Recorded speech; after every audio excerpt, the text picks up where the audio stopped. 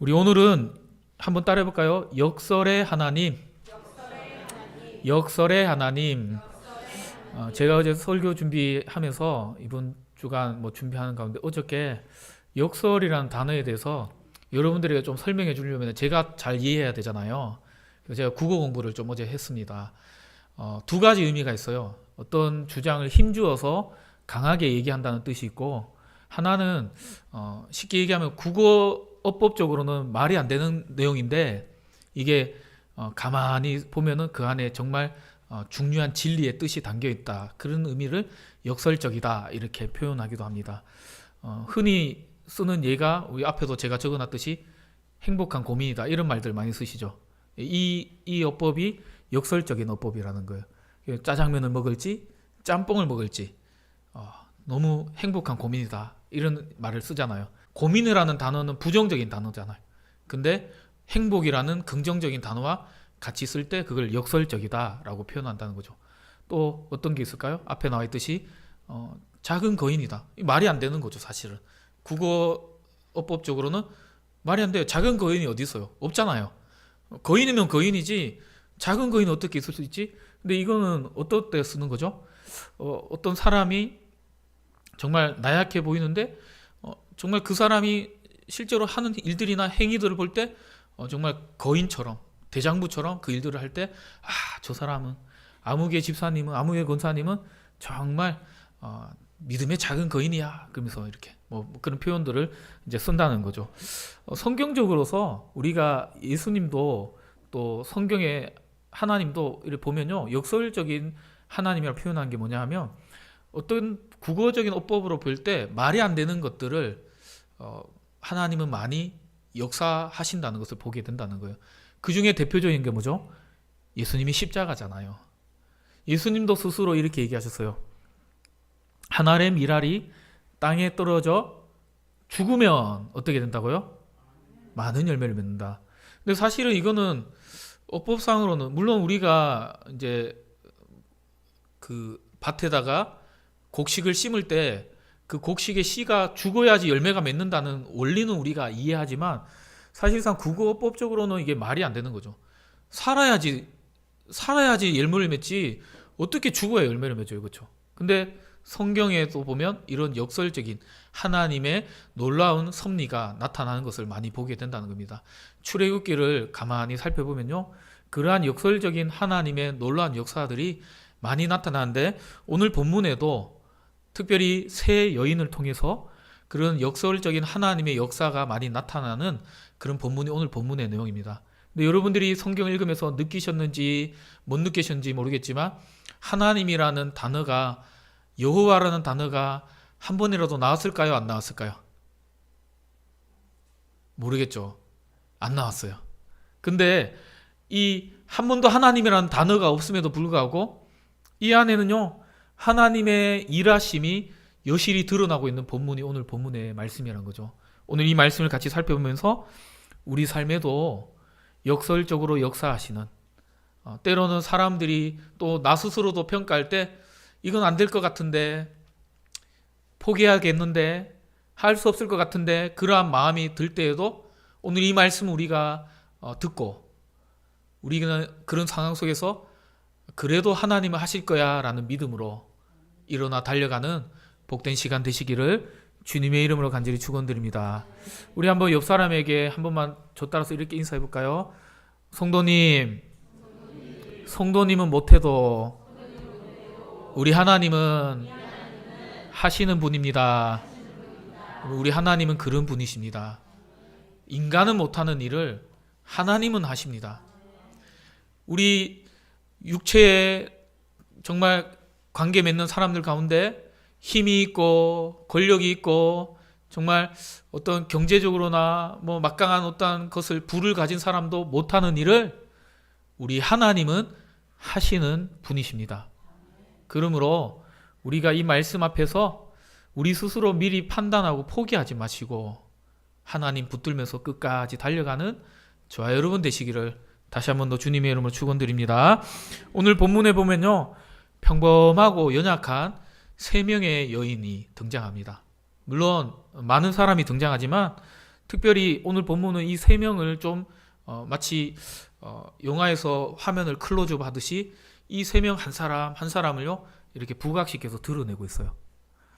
첫 번째는요, 우리가 나중에 6장 20절에 가면은 이가 모세의 어머니 요게벳이라는 것을 우리는 알게 되지만 여기서는 레위 여인이라는 한 여인이에요.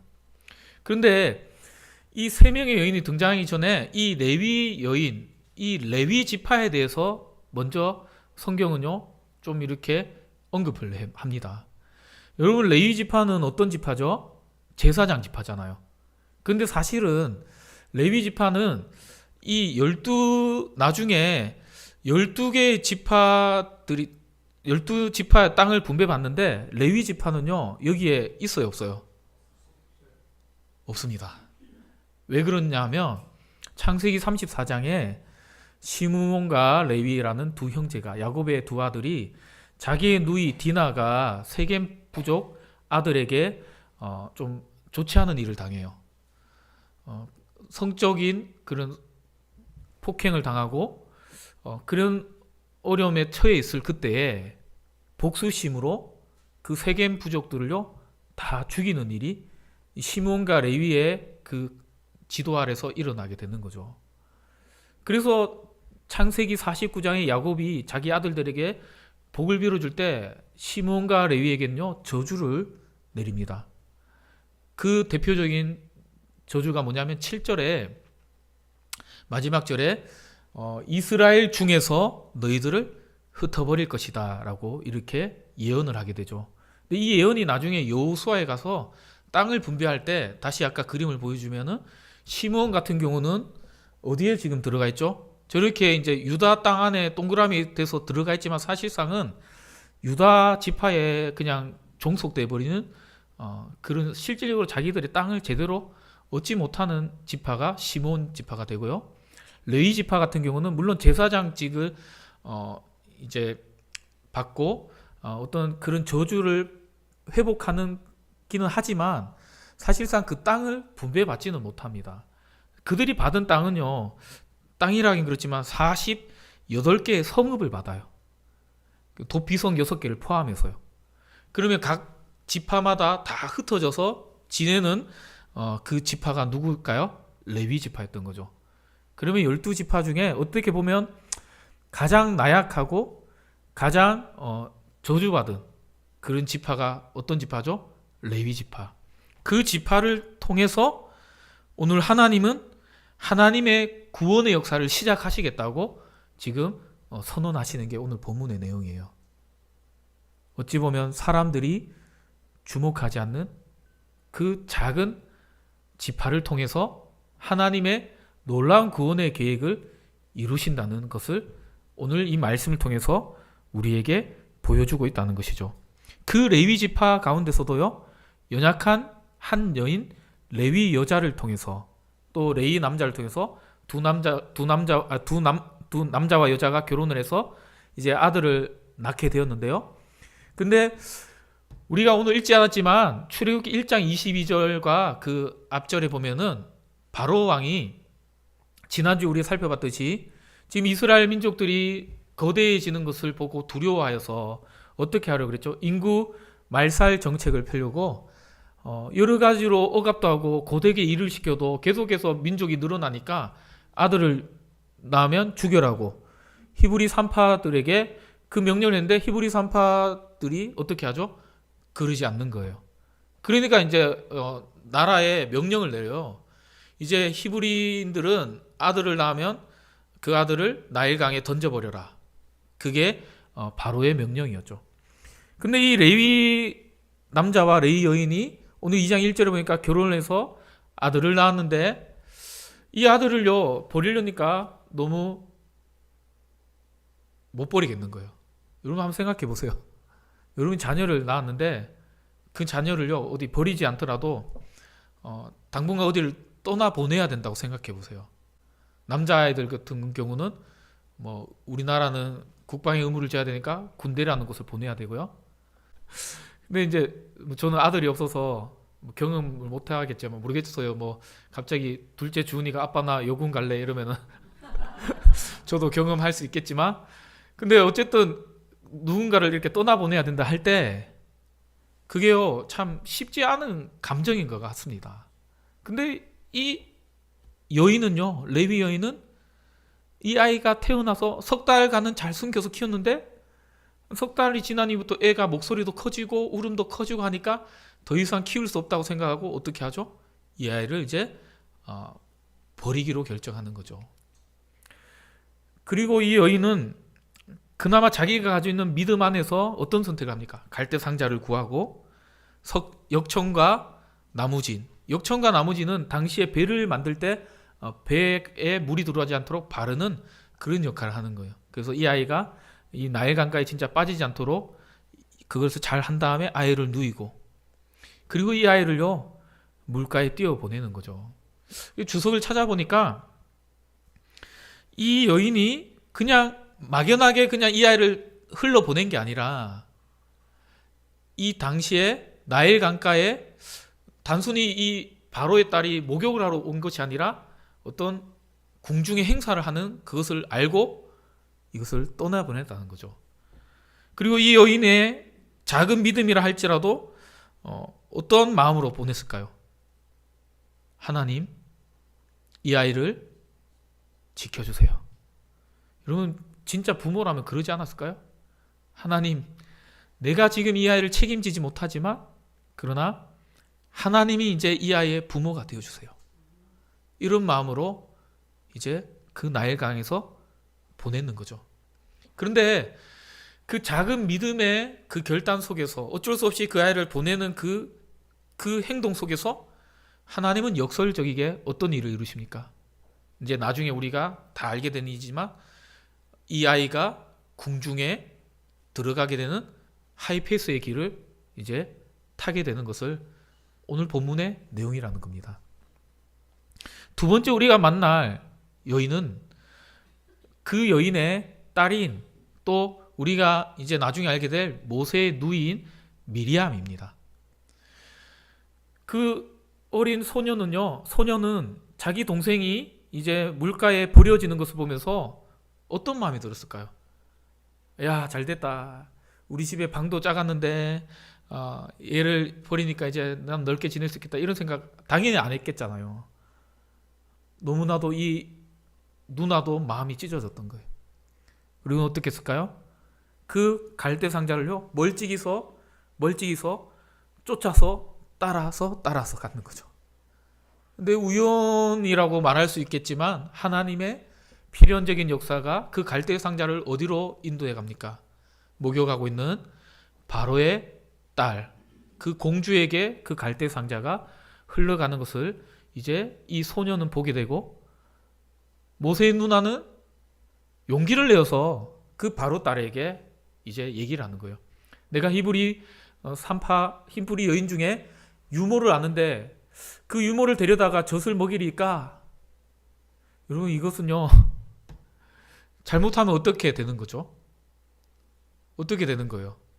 지금 바로의 딸은 누구의 딸입니까? 히브리인의 아들을 낳게 되면 물가에 던져라 죽여라 하는 명령을 내린 그러한 왕의 딸이잖아요. 그러면요 이게요 잘못되면은 어떤 상황이 일어나냐면 네 누군데 뭐 이렇게 호구조사부터 들어가기 시작해서 네가 얘 누나구나. 그래서 그곳에 집에 군대를 보내서요 완전 집안 자체를 몰살시킬 수 있는 그러한 위기에 처할 수 있는 상황이었던 거죠. 그런데도 이 누나는요 용기를 내서 그 말을 합니다. 그랬더니 어떤 일이 일어나죠? 데려오라. 그리고는 모세의 어머니를 데려와요. 그래서 어떻게 보면은 모세의 어머니가 자기 아들을 이제 버려지게 되고 앞으로는 영영이 못 보게 될 수 있는 상황에 놓였는데, 이 미리암을 통해서 그의 딸을 통해서 그의 딸의 용기를 통해서 어떤 일이 일어나게 되냐면, 이 모세가 어느 정도 젖을 뗄 때까지 곁에서 키우면서 무엇을 했을까요? 하나님 나라의 정체성. 너는 하나님 나라의 백성이야? 너는 애굽의 사람이 아니라 너는 히브리 민족이야 라는 것에 대해서 가르치지 않았을까요? 가르쳤을 거예요. 그래서 모세의 어머니가요, 그 일을 할 수 있도록 이 미리암은 용기를 낸 그 결단 때문에 그 일들이 일어날 수 있었던 거죠. 심지어 바로의 딸은요, 그 모세의 어머니에게 무엇까지 주냐면요, 양육수단까지 줘요. 다른 사람은 받지도 못하는데 심지어 히브리인의 아들을 낳았는데도 불구하고 양육수단을 받으면서 그 아이를 키웠다는 거예요. 내가 그 삭슬 주리라. 여러분, 말도 안 되는, 이해 안 되는 방법으로 일을 이루시는 역설의 하나님을 우리는 또 만나게 되는 것이죠. 마지막으로 세 번째는요, 바로의 딸입니다. 바로의 딸은요, 애굽의 18조 왕조의 세 번째 왕인 투투모세라는 투투모세, 그 1세의 외동딸인 하셉수트. 그러니까 이 집에는 아들이 없었어요. 근데 그 외동딸의 그 하셉수트가 목욕하러 왔다가 그 갈대 상자가 떠내려온 것을 시녀들이 보고 가져왔어요. 열었는데 하나님이 그 하셉수트의 마음에 감동을 주시니까 어떤 일이 일어나요? 히브리 아기가 나왔을 때 만약에 아버지가 이 히브리 아기는 버리고 죽여라는 것을 명령한 것을 그 국령으로, 나라의 명령으로 내린 걸 알기 때문에 이 아이를 그냥 당연히 버려야 되는 것으로 알고 있었을 거예요. 모르지는 않았다는 거예요. 그런데요, 그 뚜껑을 열었는데 그 아이가 마침 우네요. 근데 너무 마음이 짠한 거예요.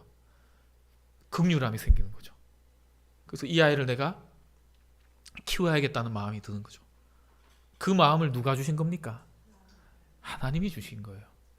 하필 많고 많은 사람 가운데 그것도 바로의 딸. 자기 아버지는요, 히브리 민족을 말살시키려고 어떻게든지 노력하는 그러한 왕이었는데 그 왕의 딸인 이 하셉수트가 그 아이를 키우겠다고 이제 하는 결정을 내리는 거기까지 누가 역사하신 겁니까? 역설의 하나님께서 역사하셨다는 겁니다. 여러분, 고린도전서 1장 27절에 보면요, 이런 말씀이 있어요. 우리 한번 같이 읽어볼까요? 시작. 그러나 하나님께서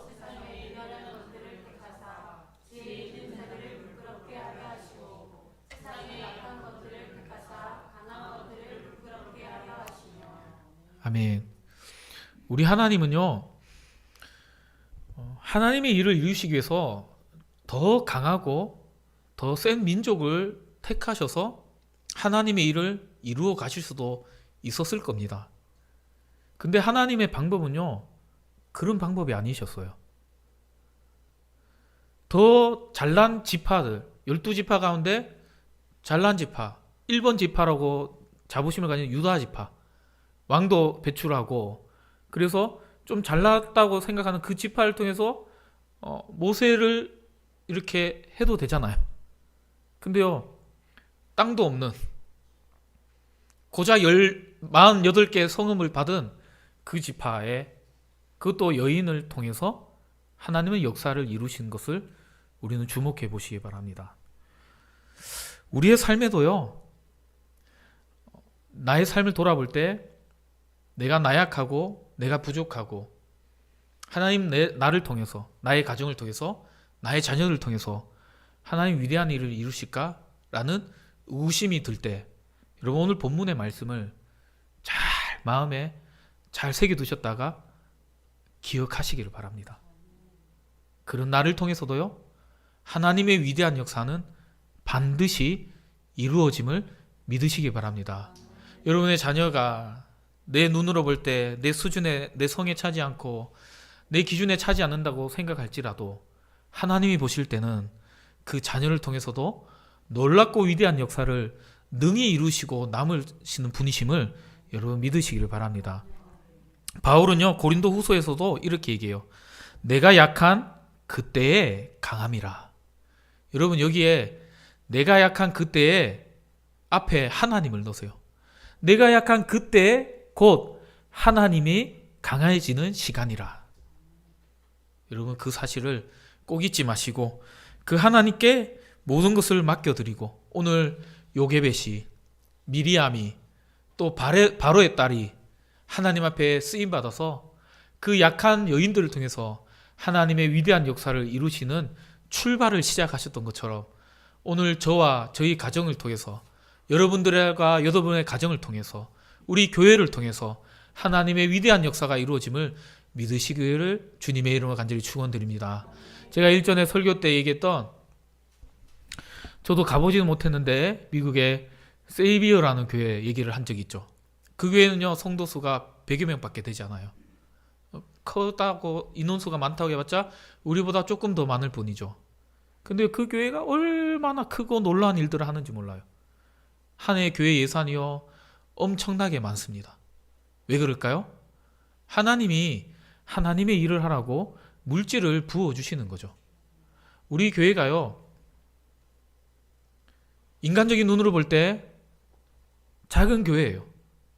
솔직히 작은 교회 맞습니다. 그러나 이 작은 교회를 통해서도 이 등원리 마을의 파주 지역에 또 우리나라 가운데 놀랍고 위대한 역사들을 이룰 수 있음을 여러분 믿으시기를 바랍니다. 제가 얼마 전에 어떤 그 복지사들과 또 뭐 공무원들이 모인 자리에 제가 같이 가게 되었어요. 저보고 와달라 해가지고. 그러면서 이제 막 얘기하는데, 우리나라의 어떤 복지 시설들이 그래도 잘 되고 잘 돌아가고 있더라고요. 거기 의사 선생님도 오셨고 뭐 여러 가지 의논들을 막 하는 가운데 저보고, 뭐 제가 잘나서 오란 게 아니라 제가 약간 관계되는 일이 있었기 때문에 제가 거기 가게 된 거예요. 근데 저런 얘기를 듣는데 제 마음속에 어떤 마음이 들었냐면, 그래도 교회는 필요하구나. 아무리 나라의 공무원들이, 나라의 또한 그런 사람들이, 복지사들이 잘하고 있어도 그래도 교회가 있어야겠구나, 그런 생각들을 하게 되었습니다. 여러분, 작은 우리라 할지라도 하나님은 위대한 역사를 능히 이루실 수 있음을 믿으시기를 바랍니다. 하나님은 우리가 잘났다고, 우리가 할 수 있다고, 내가 하겠다고 할 때요, 하나님은 절대 움직이지 않으세요. 근데 내가 못합니다. 주님, 나는 약합니다. 주님, 나를 통해서 일을 이루어 주시옵소서. 겸손히 나아갈 때 그런 우리를 통해서 하나님의 위대한 역사를 이루심을 여러분 믿으시기를 바랍니다. 제가 요 며칠 어느 가정이 김장하는 것을 옆에서 좀 지켜봤어요. 그런데 하루 전날 와서 배추를 절이더라고요. 저는 안 해봐서 모르거든요. 네. 저희 아내 흉보는 게 아니라 저희 아내도 집에서 김장 안 하고 저희는 교회 거 갖다 먹고 또 뭐 사 먹고 그렇게 해서, 예, 참 죄송합니다. 예. 근데 보니까요, 이 배추가요, 막 이따만한 배추가 싱싱해가지고 막 그런 배추가요, 소금을 착착착 쳐놓고 소금 간수한 물을 좀 이렇게 뿌려놓고 하니까요, 다음날 되니까 진짜 뭐 신기한 일은 아니지만 이 배추가요 절여져가지고 어느 정도로 되냐면 한 그 다라이 통에 한 절반 가까이 쑥 내려가더라고요. 근데 김장은 이게 뭐 적절한 이야기인지 모르겠지만 이 김장이 맛있으려면요, 뭐가 제일 중요한 것 같아요? 예, 물론 뭐 양념을 잘 하는 것도 중요하겠지만, 또 지역마다 양념이 다 다르고 또 그렇겠지만, 그 양념에서도 갈리기도 하겠지만, 처음에 배추를 절일 때요, 잘 절여야 되죠. 배추가 잘 죽어야 돼요. 조금 딴 얘기로 같지만 하나님 앞에 우리가 쓰임 받기 위해서요, 배추가 절여지듯이 우리가요 진짜 푹 죽여야 돼요. 여러분, 한번 옆에 사람들에게 이렇게 한번 인사하겠습니다. 당신이 죽어야 하나님이 살아납니다. 예, 또 진짜 죽으라는 말로 하지 마시고, 예, 한번 더 옆에 보시면서 당신이 내려놔야 하나님이 일하십니다. 예, 그냥 나는 이제 아무것도 못해, 나는 안 할 거야, 이런 말이 아니라, 이제 주보에 봉사지원서 넣었잖아요. 여러분, 이제 내년에 성길고 적어서 이제 제출해 주시고요. 내려놓으라는 말은 그런 의미가 아니라 하나님께 겸손하게 맡겨드리자고요. 그럴 때 하나님의 위대한 역사가 우리를 통해 이루어짐을 믿으시기를 바랍니다. 우리는 작고 보잘것없다 여겨질 때 절대 우리 자신을 보면서 낙심하거나 포기하지 마시기 바랍니다. 한 번만 더 따라할까요? 포기는 김장할 때나 해라. 예.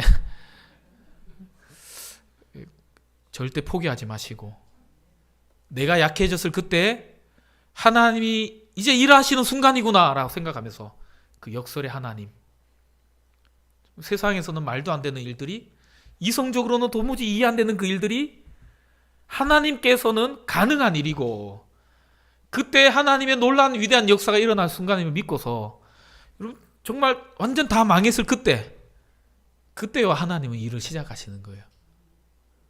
아직까지 하나님이 내 기도 안 들어주신다 싶으면요, 아직까지 내가 뭔가 붙잡고 있기 때문이라는 것을 기억하시기 바랍니다. 다 내려놨을 그때 모세의 어머니 요게벳이요, 그 아이를 그래도 내가 어떻게든 키워보겠다고, 그 아이를 어떻게 키워보겠다고 안고 있었으면 어떻게 됐을까요? 다른 사람이 모세가 됐겠죠. 근데 그 아이를요, 눈물을 흘리면서 하나님이 이 아이의 부모가 되어주세요 하면서 내려놓았을 때, 그때 하나님의 역사가 시작되었다는 것을 여러분 믿으시기 바랍니다. 내려놓으십시오. 포기하십시오. 자녀도, 여러분의 인생도 다 내려놓으시고 맡겨드리시고 주님 책임져 주세요 라고 주님께 던져드릴 때 하나님이요 강력한 스파이크를 치신다는 것을 믿으시고 그렇게 믿음으로 나아가는 저와 여러분 되시기를 다시 한 번 더 주님의 이름으로 축원드립니다.